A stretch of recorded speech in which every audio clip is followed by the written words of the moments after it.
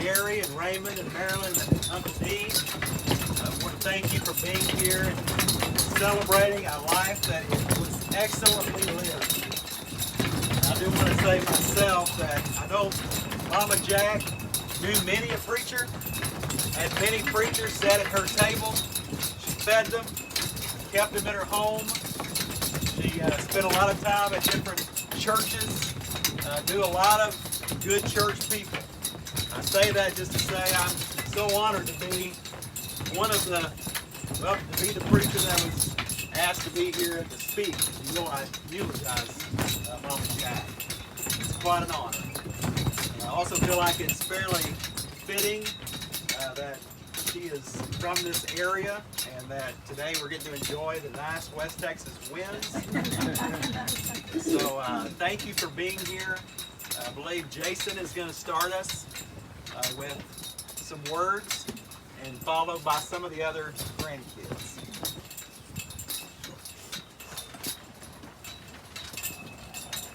So Wanda Hope Brunson Lusk Jordan was born in September 17th, 1922 in Rosedale, Oklahoma. And she died June 5th of this year in Lubbock, Texas. She was the 12th of 13 children born to George Eli Brunson and Lily Carrie Holloman Brunson. She was the last of her living siblings. And I can't help but think that somewhere up there's a big game of 42 being played in a Brunson family reunion.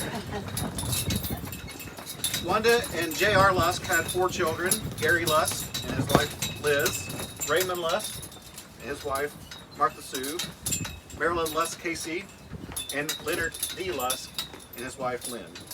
She had 6 grandchildren: Katie and Jennifer Lusk, Carrie Lusk Moore and her husband Jason, me, Jason Lusk, and my wife Christy, Kaylin Lusk West and her husband Jeremy, and Thad Lusk and his wife Melody. She had 11 great-grandchildren: Grant and Rayleigh Moore, Jackson and Harrison Lusk, Thaden Kaysen, Brecken and Kirkland West, and Libby, Penny, and Koger Lusk. And a note, a couple of years ago, Mama Jack was writing about her kids. She wrote some notes about them. She said, "Lord, forgive me if I forgot one of my kids."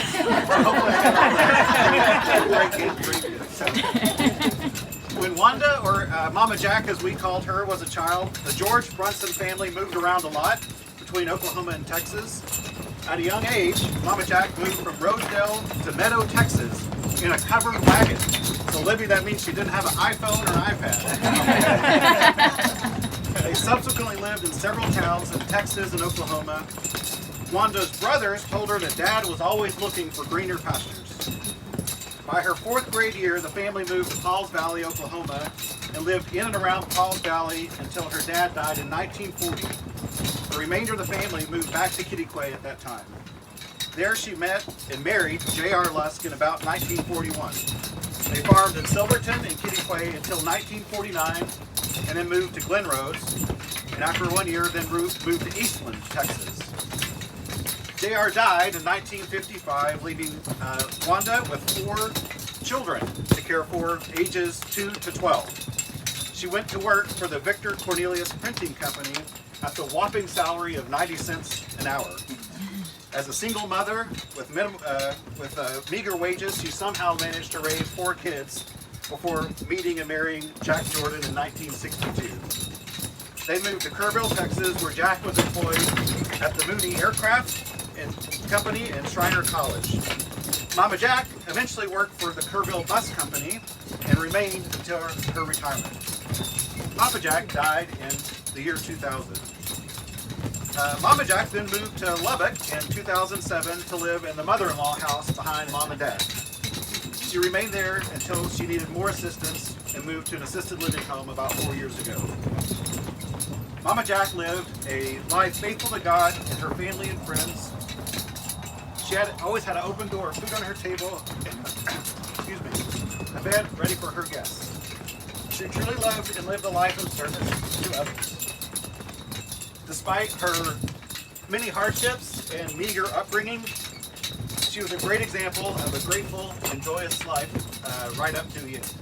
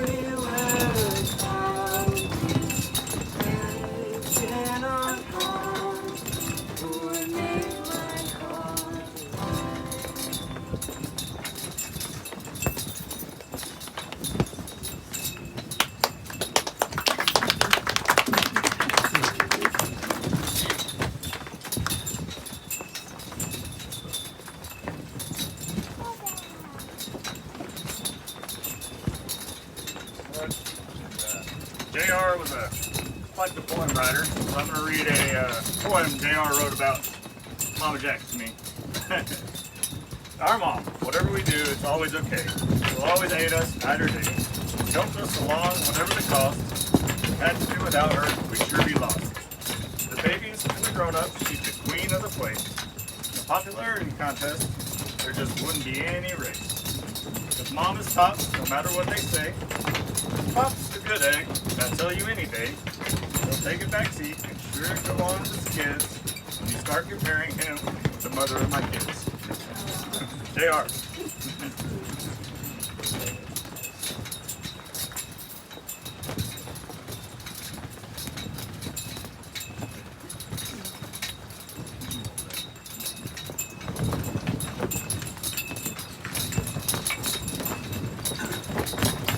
We are here to celebrate the life of Wanda Hope Brunson Lusk Jordan. One of the kids asked why she had such a long name. I feel like if you live to almost be 100, you can have as long a name as you. Each one of those names tells a story also. But to the kids and the grandkids and the great-grandkids, she was, as Jason said, affectionately called Mama Jack. To say that Mama Jack lived a long, full, abundant life really doesn't seem to do justice to the words like century or long or full. At near 98 years old, can you just imagine all that her eyes saw, all that her ears heard, all that her mind processed from the time that she was born in 1922 to the day that she took her last breath on Friday, June the 5th, 2020. Here is this kid's, as she would call me, this kid's attempt at providing perspective and context on her long and her full life. 1922, the year of her birth, Warren G. Harding was the president. The Ford Model T could be purchased for a whopping $595. The price of gas per gallon was an exorbitant 22 cents. A gallon of milk, 35 cents. A pound of steak, 26 cents. In 1922, or May of 1922, the Lincoln Memorial was dedicated, and I'm almost sure that later in her life she would visit at least once or twice or 10 times. The BBC was formed in 1922, and kids, you guys might like this. Dorothy from The Wizard of Oz was born in 1922. Her name was Judy Garland. Mama Jack was born in the same year that Dorothy. This was just the year of her birth. Consider just a few of the world and some of the national events that Mama Jack saw and heard about over the course of her near 98 years. Events that absolutely affected her and her siblings and her family deeply, and moreover, events that surely shaped who she was. She was born against the backdrop of the recently ended World War I. And they had hoped that that would have been the war to end all wars, but Mama Jack experienced differently. She lived through many different wars. In her life, she saw World War II, the Korean War, the Vietnam War, of which Raymond, I know, was a part, Desert Storm, the Iraqi War, and the War on Terrorism. In her most formative years, she was raised along with her siblings during the Great Depression and the Dust Bowl of 1935. These events, we know, forever shaped who she became. And if you've spent any time around her, you know that she saved. So if she went to a church potluck and came home with a foil container, she was going to save it. If she came home from McDonald's with a styrofoam cup, I'm sure she was going to save it. Crumbs and leftovers did not go to waste with Mama Jack. She would use them somehow, in some creative way. She'd build a sandwich or she'd make a soup. She did not waste anything. also was around during Pearl Harbor, during the Holocaust. She saw women working in factories, the start of the nuclear age, a man on the moon. She lived during the crazy 60s. She was around during the resignation of Richard Nixon, just one of the 17 presidents under whose administration she lived under. Indeed, Mama Jack lived a long life, and her eyes saw many, many things. And these are just a few of the things that happened in the world around her, things that she had no control over, that happened in her world and in her country. Now I want us to consider some of the personal events that Mama Jack experienced, things that unfolded in her life and in the life of her family. As has been stated, she was from a large family. She was the 12th of 13 siblings. Together, they survived the Great Depression. At 4 years old, she contracted diphtheria, and they thought she was going to die. At 17, her family lost her father. In 1955, as Jason said, her husband, J.R. Lusk, died at the age of 35. She was a young, single mother with a 13-year-old son, an 11-year-old son, a 6-year-old daughter, and a 2-year-old son. Life to that point had not been very kind for Mama Jack. But to nobody's surprise, she put her nose to the grindstone, and she did everything that she could to feed her children, to put shelter over their heads, while simultaneously and against tremendous adversity, teaching her children to love God and to love their neighbor, which she did wonderfully. When you consider the backdrop of Mama Jack's life, the seemingly cruel world events, and the personal losses that she endured, it really is quite a testimony to her spirit of endurance, that even up to her final weeks in the assisted living home where she resided, that she was known by her caretakers as their favorite. And we all know that caretakers probably tell lots of families that their loved ones are their favorites, but we know that Mama Jack really was. It really is a testimony that even in the last few days, she was able to conjure up that girlish smile and speak words of life to those around her. That's just who she was. I've honestly never known a more pleasant, a more caring, a more giving individual, a person who radiated more joy and optimism than Wanda Hope Brunson Lusk Jordan. She was one of a kind. So while thinking over Mama Jack's faith and thinking about her contribution to the lives of the people around her over the last several days, I just couldn't get past Jesus' words in John chapter 10.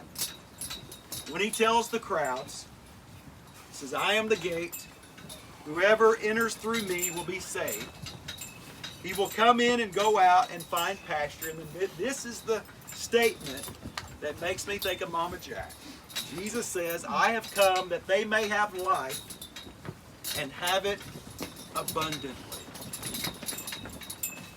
Some of us may hear in Jesus' words in this passage a promise for abundant life as it will exist in heaven when we've all finished here and crossed over to the other side. And to be sure, that certainly is part of what Jesus is promising when he makes these statements. Absolutely. We know that later, Jesus would go up and actively prepare a place by the Father's side for all of us when we cross over.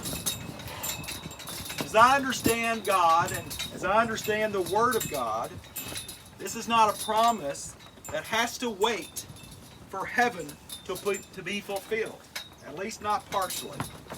We can certainly have abundant life now through Christ. And Mama Jack showed us the way.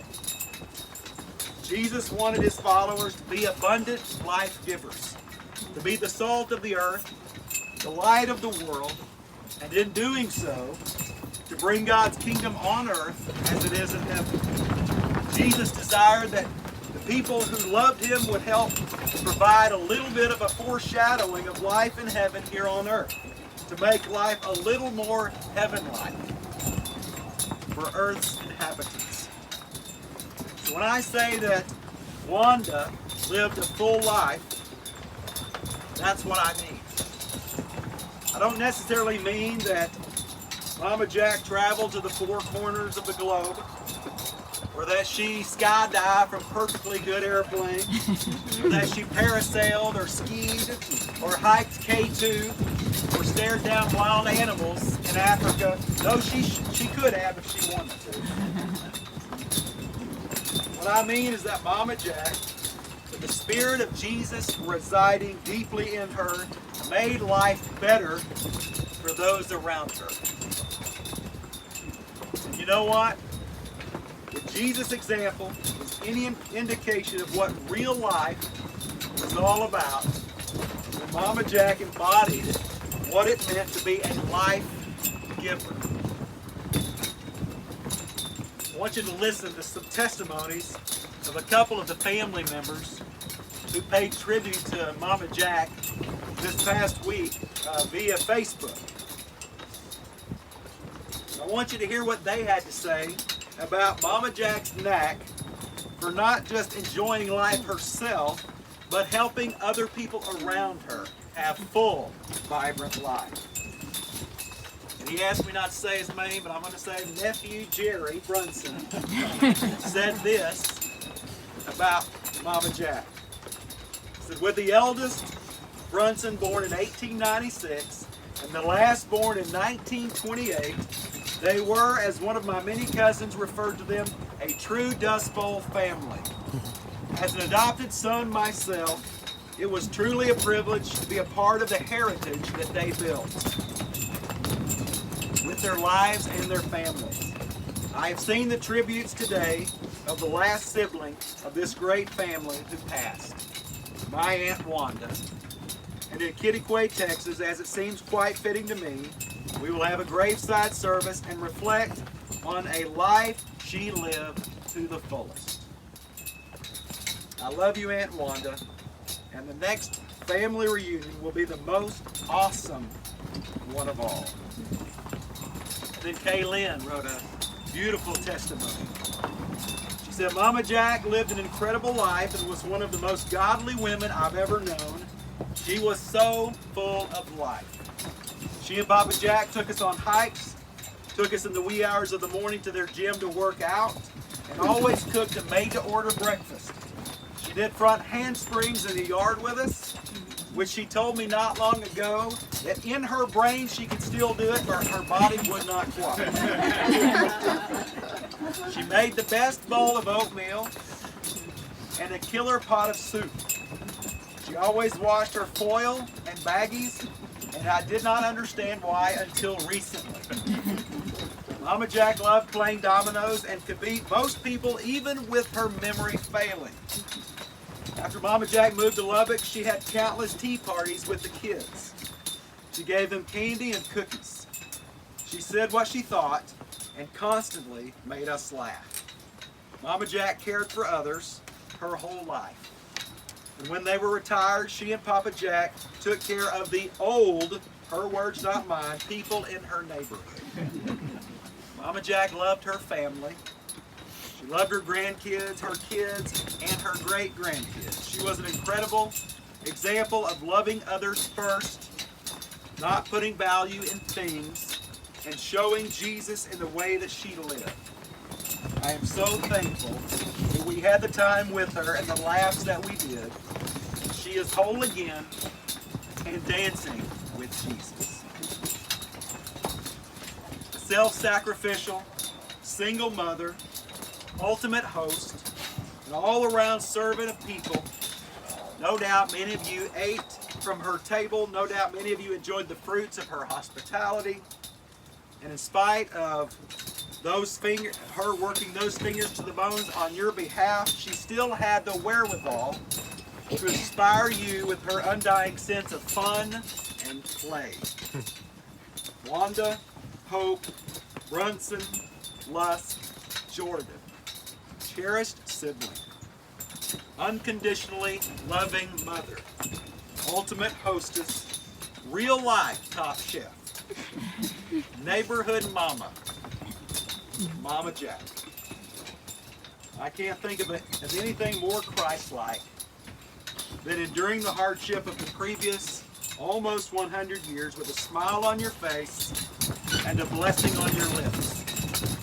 I cannot think of a life more Christ-like than one who so consistently pours life back into others.